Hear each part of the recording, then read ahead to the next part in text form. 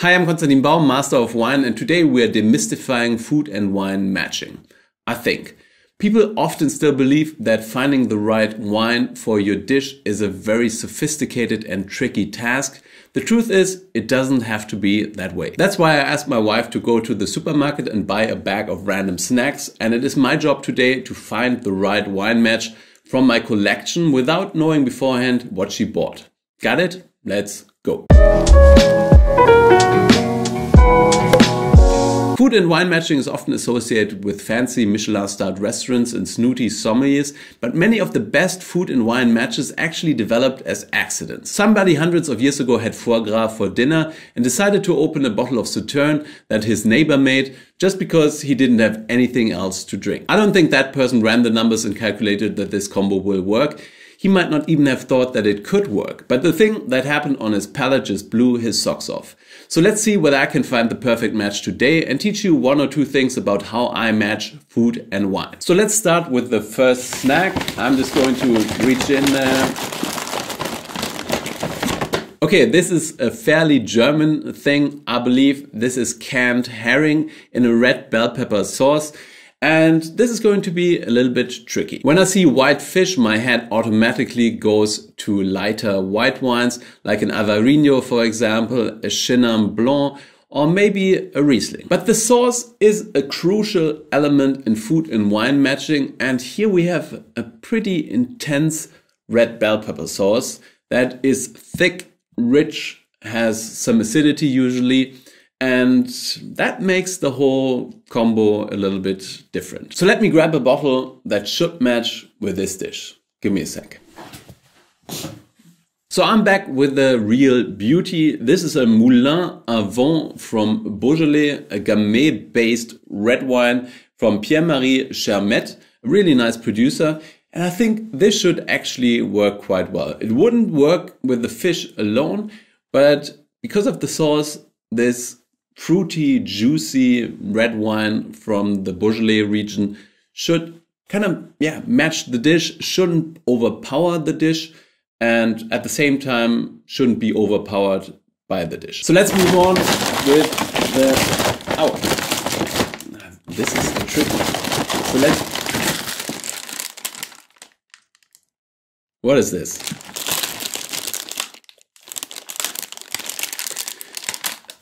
My wonderful wife picked some M&M cookies. I've never seen M&M cookies before, so I think I have to try this.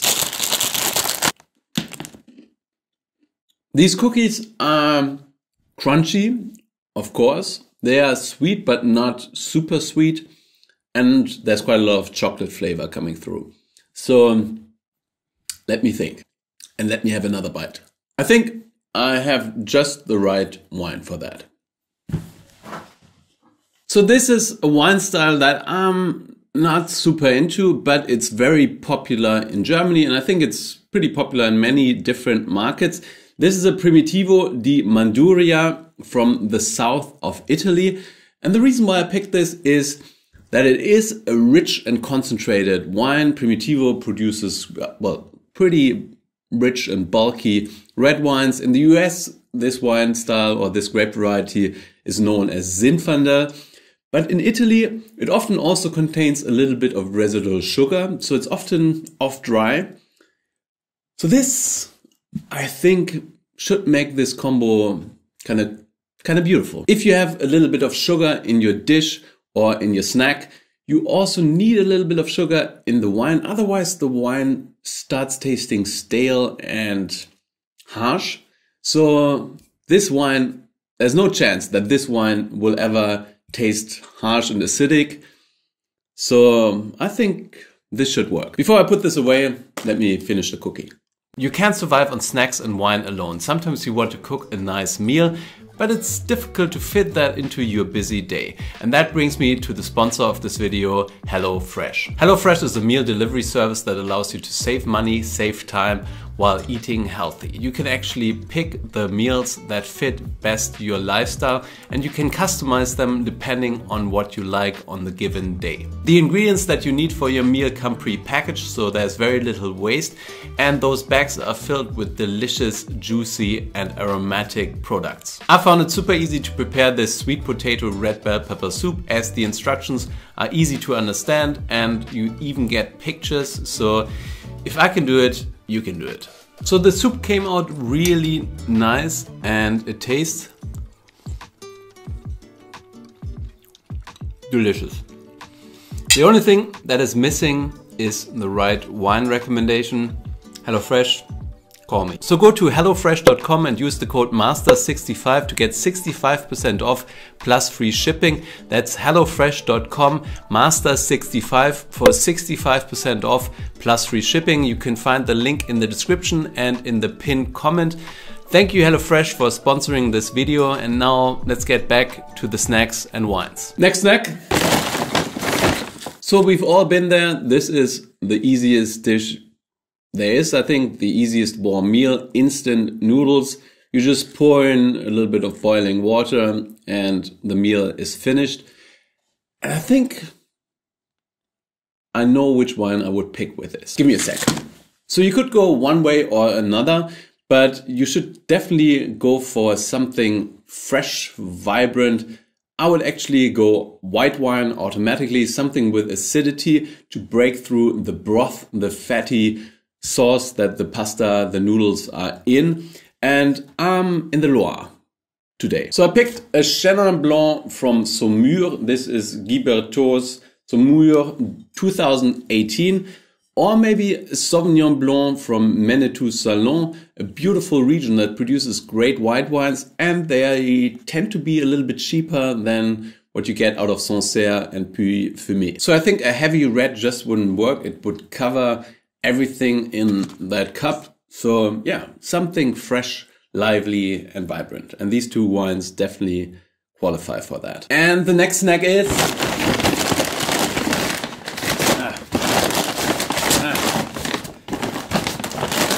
come on. Crisps. You call them crisps, we call them chips over here in Germany. But well, you know what I mean. This is usually fairly easy. I think I've even had that combo already here on the channel with normal crisps. But these are Thai sweet chili crisps, which makes the combo a little bit more difficult. You see, with normal sea salt crisps, I usually go for champagne because I like the way the fatty, salty snack works with this high acid and beautiful sparkling wine that usually doesn't have a lot of flavor. But here we have Thai sweet chili crisps, and that indicates that there's heat there. There's also maybe a little bit more flavor than you would get from normal crisps. So I think I have to go for something else. By the way, I really like the way they advertise that they use real food ingredients. What else would they use? But let me get the wine. So I would actually go for Prosecco, and not necessarily one that is brut, dry. One that is extra dry tends to have a little bit more sweetness. I know this is confusing, but extra dry Proseccos tend to be more juicy, fruity, lively, and I think this would work quite well in this case. The bag is getting emptier and emptier, but there's still a lot in there. Peanuts. So who doesn't love salted nuts? I mean, I could eat salted nuts all day. And the only thing that makes them even more enjoyable is if you have the right wine with them. There are basically two tracks you can take when matching food and wine. You either find something both have in common, or you find differences. Let me show you what I mean. So with salted nuts, you could go the sherry route. Sherry is a wine that tends to have like quite a lot of saltiness and is actually a little bit briny, doesn't have very high levels of acidity, and it works beautifully with salted nuts. I actually picked a wine that isn't a classic sherry, but this is made in a similar style to a sherry without the fortification. So it has 11% of alcohol actually, but it has lots of this briny, kind of wild and funky flavors that you get out of a sherry wine. But if you want to match two things that are different, because differences attract, you know, you could also go for a Riesling Cabinet from the Mosel. This is a 2015 Riesling Cabinet from the Mosel. So it contains quite a bit of sweetness. I would say maybe 50 grams of residual sugar. And this combo, I love it. Sweetness and saltiness, it often works really well. You remember from the beginning, the pairing between foie gras and Sauternes.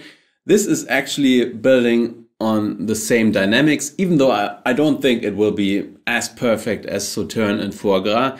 But the saltiness of the nuts and the sweetness of the wine will form a beautiful marriage, making the wine taste less sweet and the nuts taste less salty, and just, well, giving both a totally new dimension. Let's dive in again. Damn. So these are Rocky Mountain marshmallows, and I don't really eat marshmallows ever.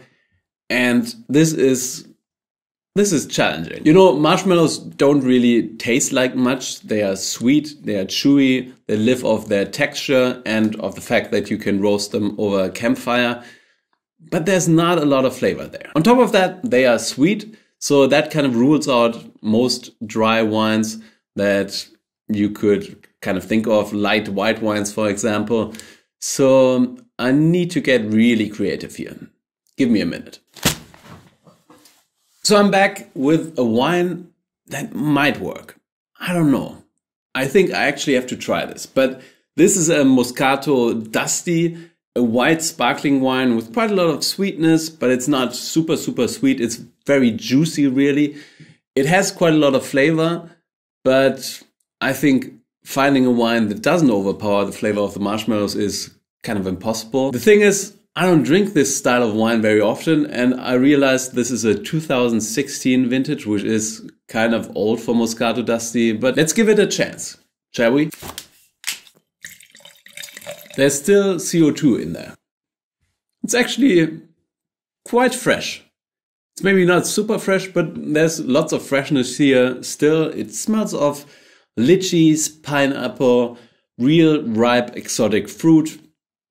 Kind of delicious. And on the palate, it's juicy and refreshing. And the great thing about it is that it only has 5.5% of alcohol. But now let's taste the rainbow. No, that was another sweet. Okay, this smells of cotton candy. It smells of marshmallows, really. It's so sweet. I really don't like this. Well, while you definitely won't find me indulging on a bag of marshmallows and a bottle of Moscato Dusty anytime soon, this is actually quite nice. I mean, it adds flavor to the marshmallows. It also adds acidity to the marshmallows, and yeah, it's quite enjoyable. So let's see what else we can find here. An egg. Is it Eastern already? Eggs are pretty tricky to pair with wine because of the high protein content. They can make wines with acidity taste a little bit weird, like licking on steel, basically. So it's not the easiest thing to match, but there is one wine that I can think of. But before I pick the wine, let me tell you a little story. There was actually an egg and wine diet that was popularized by an author in The Unmarried Woman's Guide to Men in 1962, and it was published in the Vogue magazine in 1977. And the diet consisted of 3 to 5 eggs per day plus a whole bottle of wine. That just can't be healthy. What you didn't write about, though, is which wine to have with those 3 to 5 eggs, and that's my job. So a fairly classic food and wine match is eggs and champagne, as eggs are notoriously difficult to match, and champagne kind of does the job. I think it's the fact that champagne has quite a bit of acidity, but also this creaminess of the aging on the lees, plus the CO2 that kind of mixes everything up on the palate. It actually works fairly well, even though I don't necessarily think that it's a great match. It's just a match. All right, let me do one more snack. What is this? So this is pretzel, peat, smoky bacon and cheddar, and it's some kind of snack. But I think I have to try it before I can find a match.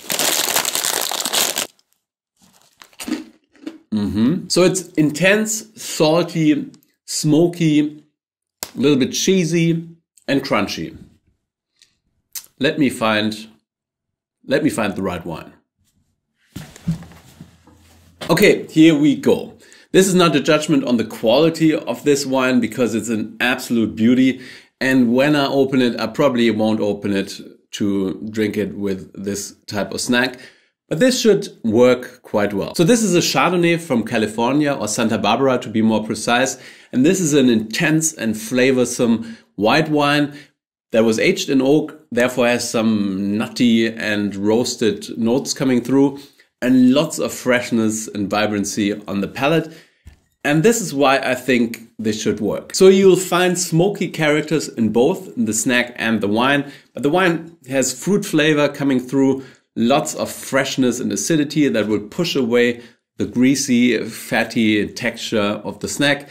And I think this should be, yeah, like a nice combo at the end of the day on a Friday.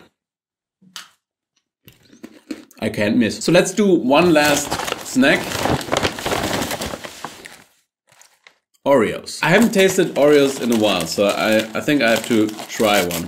This is one of those snacks where people debate whether you can eat the halves separately or whether you have to eat the whole thing at once, but I won't get into that debate, don't worry. So the cookie tastes of chocolate and cream, and it's actually fairly sweet. Let me get something. So I might go tawny port here. I think this should work. It shouldn't be a very old and very concentrated tawny port. It should be a younger one. This is a 10-year-old, so fairly juicy, upfront fruit flavors, combined with this chocolatey, creamy cookie. I think that's a good combo. So let's try one more snack before I call it a day. Nice. Salami sticks. Are they called that? I don't know. They're like mini salamis. This is actually something I sometimes buy. It's kind of a guilty pleasure, even though you never really know where they got the meat from. But this is salami meat together with walnuts. So there's a little bit of nuttiness there and lots of meatiness. And I think I know just the wine. Hold on. So Pinot Noir and cold cuts, salami and all those kinds of beautiful things works really well. The thing is, this grape variety tends to produce lighter wines that are not super powerful, and they have quite a lot of acidity. And those cold cuts, salami like this, doesn't have all that much flavor. It's not roasted, for example, but it has lots of fatty bits. So the acidity of the wine cuts through the fat, doesn't overpower the salami doesn't overpower the wine, and that just works. So I hope I could inspire you a little bit to try out new wines with the snacks that you eat anyways, and just pair things that shouldn't work, and maybe they will. Just try it. So thank you for watching. If you liked this video, then please like it down here, subscribe to my channel if you haven't done so already. My question of the day is, what is your favorite snack and wine match? Let me know down below. I hope I see you guys again soon. Until then, stay thirsty and hungry.